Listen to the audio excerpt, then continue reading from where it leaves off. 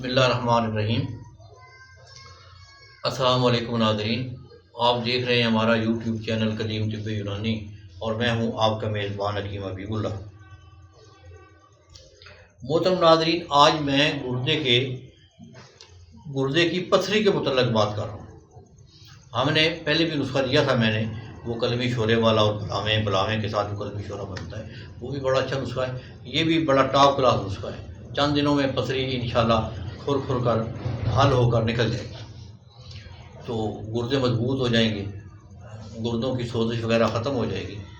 تو نسخہ سن لیں، بڑا آسان نسخہ ہے۔ سنگ سرمائی لے لیں،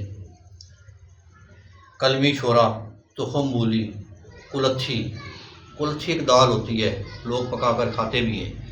تو یہ چار چیزیں ہیں: سنگ سرمائی، کلمی شورا، تخم مولی اور دال کلتھی۔ یہ آپ 50 گرام لے لیں، 50 گرام۔ تو اس کو کنجی لے لیں، پوزا گلی بھی ایک حکمت میں کہتے ہیں، کنجی لے لیں چھوٹی سی، روغنی کنجی ہو۔ آدھی دوائی نیچے بچھائیں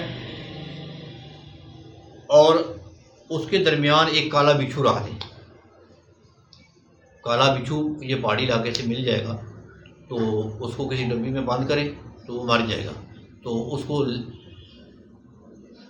آدھی یہ دوائی نیچے رکھیں، 50 گرام لیں، یہ سنگ سرمائی، کلمی شورا، تخم مولی اور دال کلتھی۔ تو یہ آدھی نیچے رکھیں، اوپر بچھو رکھیں، اوپر باقی دوائی ڈال دیں۔ اس کو اچھی طرح گل حکمت کر کے 20 کلو اوپروں کی آگ کسی گڑھے میں دے دیں۔ باقی دوائی تیار ہے، اس کو نکال لیں، اس کی 15-20 منٹ رگڑائی کر لیں تھرل میں ڈال کر۔